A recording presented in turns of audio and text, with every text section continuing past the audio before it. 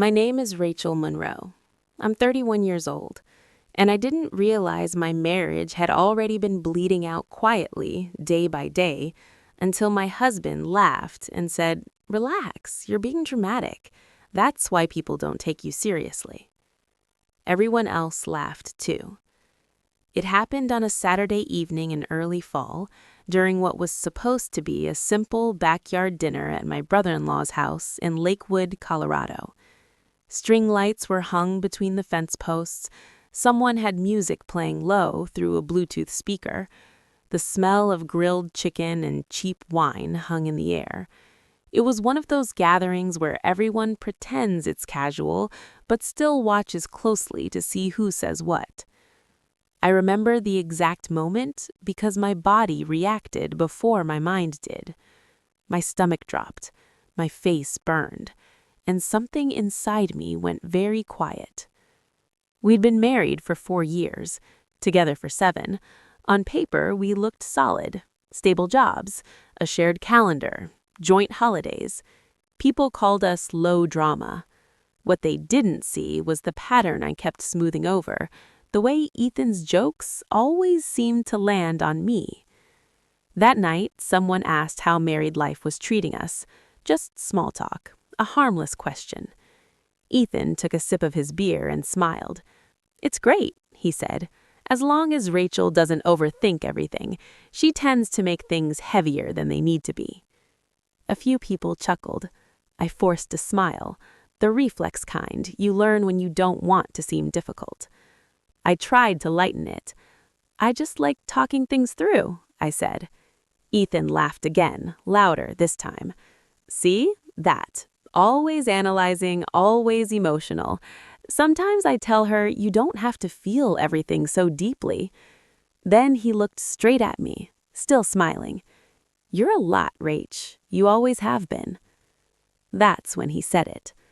"I mean, you're sweet," he added, shrugging, "but you're not exactly built for real-world toughness. You're too sensitive." Someone laughed, then someone else, and suddenly the table felt very far away.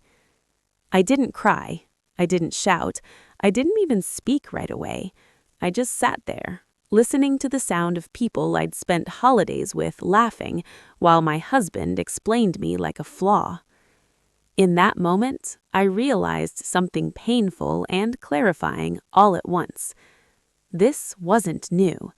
This was just the first time I stopped pretending it was a joke. If you've ever been laughed at by the one person who was supposed to protect you, you know the feeling. It's not loud. It's hollow. And once you feel it, you can't unfeel it. On the drive home that night, Ethan acted like nothing had happened. He hummed along to the radio, tapped the steering wheel, talked about traffic. I stared out the passenger window, watching porch lights blur past, trying to understand how the same sentence could feel so small to everyone else and so devastating to me. When we pulled into the driveway, he glanced over and said, "You okay?" I nodded. That's what I'd learned to do. Nod, swallow, move on, because this wasn't the first time. When I met Ethan, he was charming in an effortless way, the kind of man who remembered details, who asked follow-up questions, who made you feel chosen in a crowded room. I was drawn to that warmth. After years of dating people who felt distant or distracted, his attention felt like safety. In the beginning, he told me he liked that I was thoughtful, that I noticed things, that I cared deeply. "You feel things," he said once, brushing my hair back. That's rare. I held on to that sentence for years. We built a life together the way most couples do, slowly, practically. Shared groceries, shared passwords, shared plans. We talked about kids someday, about buying a house when things settled. There were good days, laughing on the couch, cooking dinner together, lazy Sunday mornings where nothing felt wrong. But there were also moments that didn't sit right, moments I kept filing away under misunderstandings, like the way he'd tease me in front of friends, about how I cried during commercials, about how I liked handwritten notes instead of texts, about how I asked too many questions when something felt off. "You're adorable when you're upset," he'd say, smiling as if my discomfort was something sweet and harmless. If I told him it bothered me, he'd laugh it off. "Come on, I'm kidding. You're reading into it. Everyone else thinks it's funny." And slowly, quietly, I began to wonder if the problem really was me. I told myself that love meant compromise, that being in a relationship meant developing thicker skin, that maybe my expectations were unrealistic. After all, no one is perfect, right? So I adjusted. I stopped bringing things up right away. I laughed when I wanted to cry. I learned how to redirect conversations before they landed on me. I told myself I was growing, maturing, becoming easier to be with. But what I was really doing was shrinking. The night of that backyard dinner hurt so much because it confirmed something I'd been afraid to name. Ethan didn't just tease me accidentally, he performed. He needed an audience, and I was safest when I stayed small enough not to disrupt the show. Lying in bed that night, I stared at the ceiling while he slept beside me, breathing evenly, completely at peace. I replayed the laughter in my head, the way no one had spoken up, the way I hadn't either. I wondered how many times I'd apologized for having feelings when the real offense was that someone had mocked them. I thought about the version of myself I used to be, the one who spoke freely, who didn't rehearse sentences before saying them, who believed that being sensitive wasn't a liability. And I felt something close to grief, not just for the relationship, but for the parts of me I'd been trading away in exchange for peace. If you've ever loved someone who slowly convinced you that your emotional needs were inconveniences, you understand this kind of sadness. It's not explosive, it doesn't announce itself, it settles. And it teaches you to doubt your own instincts. By the time I fell asleep that night, one thought kept circling in my mind, heavy and unanswered. If love requires me to disappear, then what exactly am I holding on to? The anger didn't arrive all at once. It crept in slowly, the way clarity sometimes does, quiet at first, then impossible to ignore. The morning after that backyard dinner, I woke up before Ethan. Sunlight crept through the blinds, striping the bedroom walls. For a few seconds, I lay still, listening to his breathing, wondering if I had imagined everything. That was another habit I'd picked up, double-checking my own reality. But then I remembered the laughter. Not just his, everyone's. I replayed the scene again, and this time I didn't soften it. I didn't add excuses or context. I watched it the way a stranger might. A man reducing his wife to a punchline. A group of people letting it happen because it was easier than making things uncomfortable. And something in my chest tightened. Not with sadness this time, but with heat. When Ethan woke up, he acted cheerful. Too cheerful. He kissed my cheek and said, "Morning," like nothing had fractured between us. I didn't respond right away. "What?" he asked, noticing. "You're still on that?" "Still on that." I sat up. "You embarrassed me," I said. My voice was steady, which surprised me. "You talked about me like I wasn't even there." He sighed, rubbing his face. "I was joking, Rachel. You're making it a bigger deal than it needs to be." That sentence landed differently than it ever had before. "Why is it always a joke when I'm the one hurt?" I asked. He rolled his eyes. "Because you're sensitive. That's not an insult, it's just how you are." Something snapped into place. I thought about all the moments I'd brushed aside. The dinner where he told his coworkers I was high maintenance. The party where he joked about me needing reassurance like a child. The countless times I'd felt exposed, then told myself I was being dramatic. It wasn't accidental. It was a pattern. "You never do this to your friends," I said slowly. "You don't joke about them like that." He shrugged. "It's different. You're my wife." That's when the anger surged. Hot, sharp, unmistakable. "So because I'm your wife, I deserve less respect?" I asked. He stared at me like I'd said something ridiculous. "You're twisting my words." "No," I said. "I'm finally hearing them." For the first time, I didn't back down. I didn't soften my tone or apologize for being upset. And I could see it on his face, confusion mixed with irritation. He wasn't used to resistance. He was used to me absorbing the impact. "I don't feel safe around you when you talk like that," I said. He laughed, actually laughed. "Safe?" he repeated. "Come on, that's extreme." That laugh did something to me. It wasn't just dismissive, it was contemptuous, like my feelings weren't just inconvenient, but absurd. I stood there, shaking, not from fear, but from the realization that he genuinely didn't see anything wrong with what he'd done. That in his mind, the problem wasn't the humiliation, it was my reaction to it. And suddenly, the anger wasn't just about that one night. It was about every time I'd swallowed my voice to keep the peace. Every time I'd accepted being minimized because it was easier than fighting. Every time I'd been told I was lucky he was patient with me. I wasn't angry because he'd crossed a line. I was angry because I finally saw how long he'd been standing on the other side of it. If you've ever reached the point where hurt turns into clarity, you know this feeling. It's not wild or explosive. It's focused, grounded, uncomfortable for everyone except the person who's finally telling the truth. That was the moment I stopped wanting an apology. What I wanted was accountability, and I already knew I wasn't going to get it from him. I didn't leave right away. That's something people don't always understand. They imagine a clean break, one sharp moment of courage followed by freedom. But real endings are messier, quieter. They happen in fragments. After that argument, Ethan went to work like nothing had changed. I stayed home, moving through the apartment as if it belonged to someone else. The couch where we'd planned vacations, the kitchen table where we'd signed Christmas cards together. Everything looked the same, and yet none of it felt safe anymore. By late afternoon, my phone buzzed. A text from Megan. "Hey, are you okay?" Megan was Ethan's cousin, the one who always sat next to me at family gatherings, the one who squeezed my hand under the table when conversations got tense.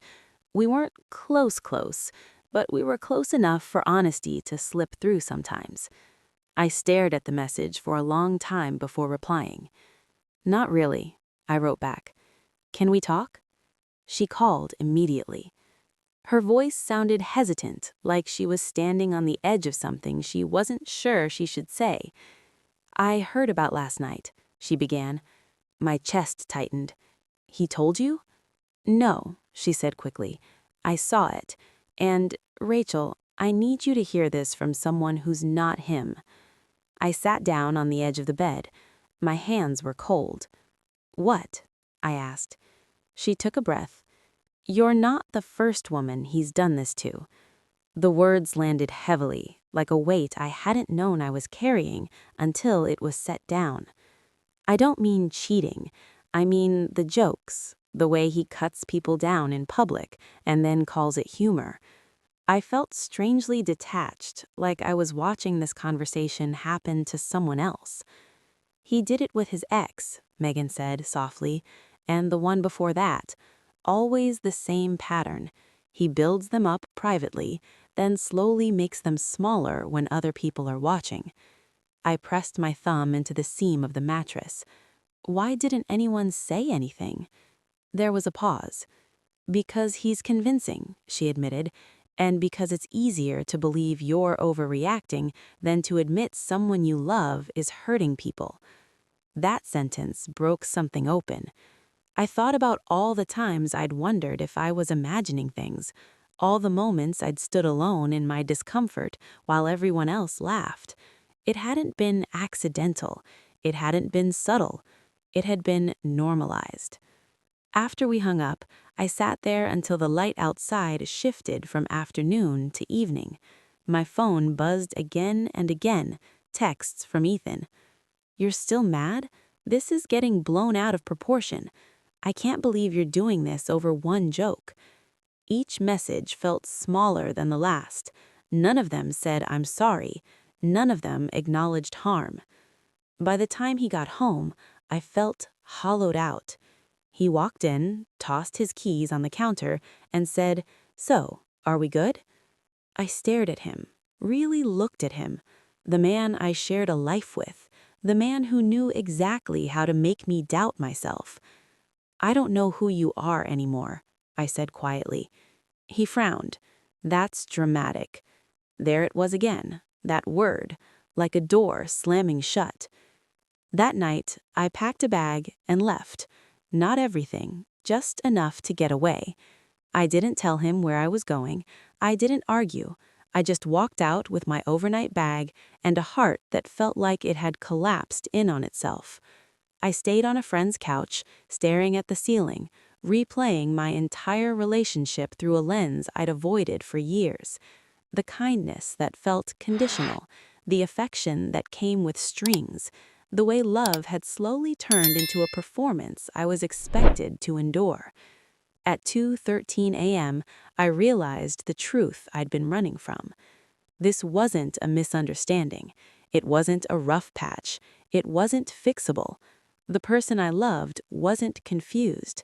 He was comfortable. And I had finally become inconvenient. That realization didn't feel empowering. It felt like grief. The morning after I left, I woke up on my friend Lauren's couch with my phone face down on the coffee table and a knot in my chest that hadn't loosened overnight. The room smelled like stale coffee and laundry detergent. It wasn't home, but it was quiet. And for the first time in a long while, quiet felt safe. I didn't check my phone right away. That felt important. Like if I reached for it too soon, I'd slip back into the old reflex, explaining myself, defending my feelings, softening the truth so someone else wouldn't be uncomfortable. Instead, I sat there, feet on the floor, breathing slowly until the shaking in my hands settled. When I finally turned the phone over, there were messages. Of course there were. From Ethan. You didn't have to leave. We can talk like adults. You're making this bigger than it needs to be. The words no longer landed the way they used to. I could see the shape of them now, how they were designed to pull me back into the same role, the reasonable one, the forgiving one, the one who stayed. I didn't reply. Later that day, Lauren asked gently, "What are you going to do?" I didn't have a perfect answer. I just knew what I wasn't going to do. I wasn't going to keep explaining why I deserved basic respect. Over the next few days, something shifted inside me. Not dramatically, not all at once. It was more like a fog lifting, inch by inch. I started noticing how exhausted I'd been, how much energy it had taken to manage someone else's reactions, to anticipate jokes before they happened, to preemptively shrink so no one else would feel threatened. I thought about the apartment, our apartment, the lease in Ethan's name, how he'd brushed off my suggestion to put both of us on it, saying it was simpler this way. At the time, I'd believed him. Now, standing on someone else's rug with borrowed pillows and a borrowed sense of calm, I understood what that simplicity had bought him. Leverage. That realization hurt, but it also clarified something essential. If I wanted my life back, I couldn't do it halfway. On the fourth day, while Ethan was at work, I went back. I didn't announce it. I didn't warn him. I parked down the block and walked up to the door like someone entering a place they'd already left emotionally. The apartment smelled like him. His soap, his cologne, the faint metallic scent of keys in the bowl by the door. I stood there for a moment, grounding myself, then started packing. I took what was undeniably mine.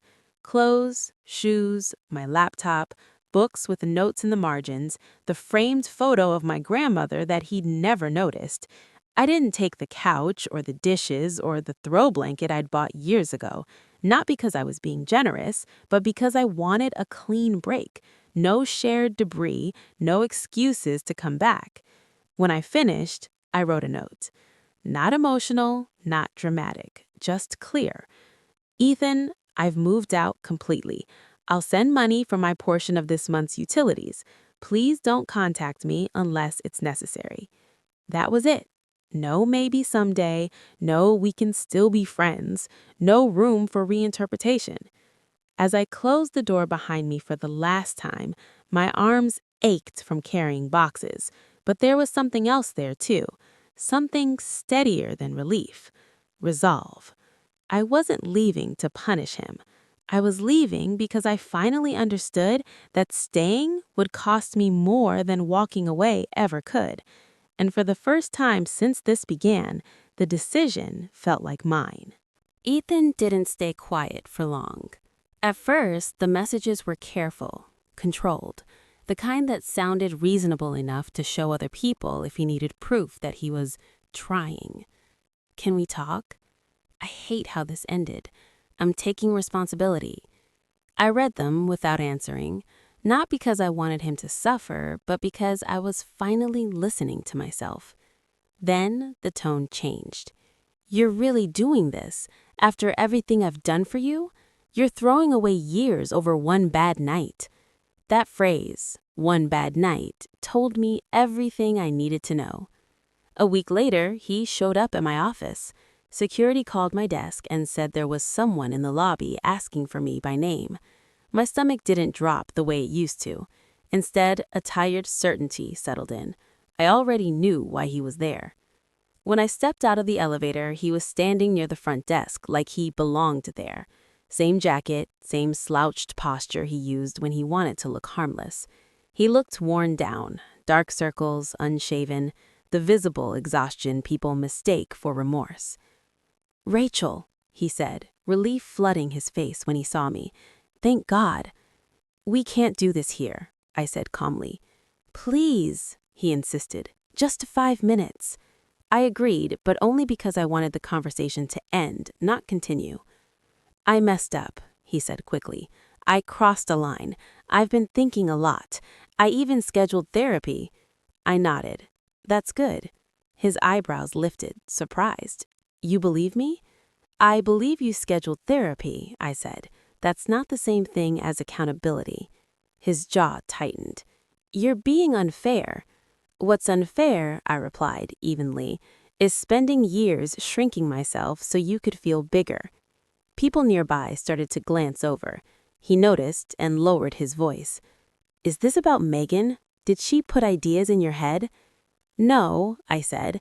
"She confirmed what I already knew but kept excusing." He shook his head. "She exaggerates. You all take things too seriously." I held his gaze. "That's interesting," I said. "You say that about every woman who disagrees with you." He opened his mouth, then closed it. "I never meant to hurt you," he said finally. "I thought you understood me." "I did. I just stopped accepting it." That was the moment something shifted in his expression. Not guilt, not sorrow, but panic. "You're really leaving," he said. "Yes." "After everything," he pressed, "you're just walking away?" I didn't raise my voice. I didn't explain myself again. I simply said the truth he'd been avoiding. "You walked away from respecting me a long time ago. I'm just catching up." He reached for my arm. I stepped back.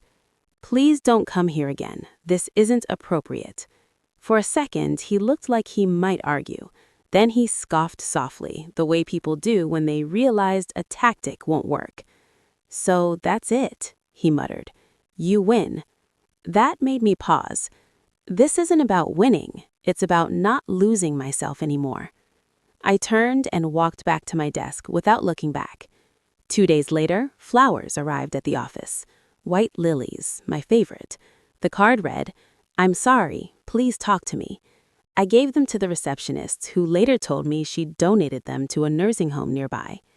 After that, the messages stopped, and in the silence that followed, something remarkable happened. Peace. Not the dramatic kind, the quiet, earned kind. For the first time, the story wasn't about him anymore. Healing didn't arrive with fireworks.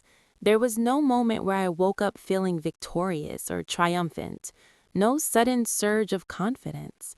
What came instead was quieter, and much more honest: space.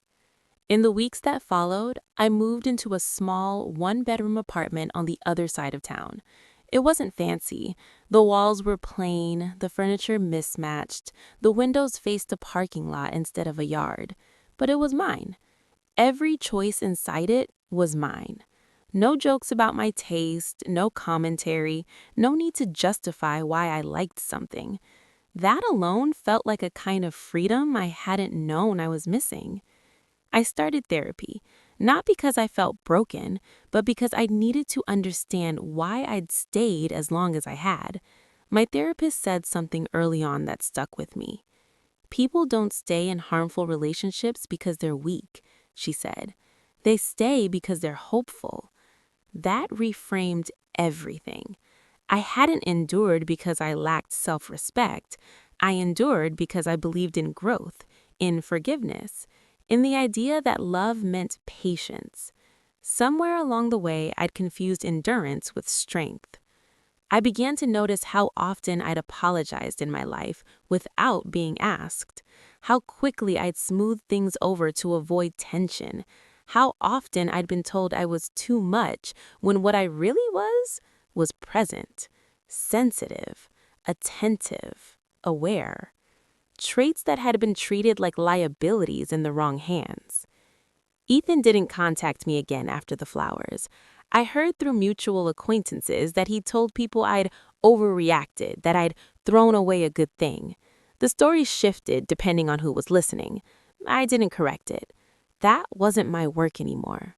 What mattered was this. I no longer woke up bracing myself for the day. I no longer rehearsed conversations in advance. I no longer scanned rooms for cues about how small I needed to be to stay safe. I slept, not perfectly, but deeply enough. I laughed without checking who was watching. And slowly, the question that had haunted me, was I really too sensitive, lost its grip. Because sensitivity wasn't the problem. The problem was being with someone who needed my softness to feel powerful. I don't hate Ethan. I don't wish him harm. I genuinely hope he figures out whatever made him believe superiority was intimacy. But that journey doesn't include me. Mine is simpler now. I build a life where affection isn't a weakness, where respect isn't conditional, where love doesn't come with a laugh track. If you're listening to this and something feels familiar, if you've been told you're too emotional, too serious, too much, I want you to hear this clearly. You are not too sensitive. You are responding appropriately to being diminished. And sometimes the most powerful thing you can do isn't proving your worth. It's walking away from anyone who needs you to forget it.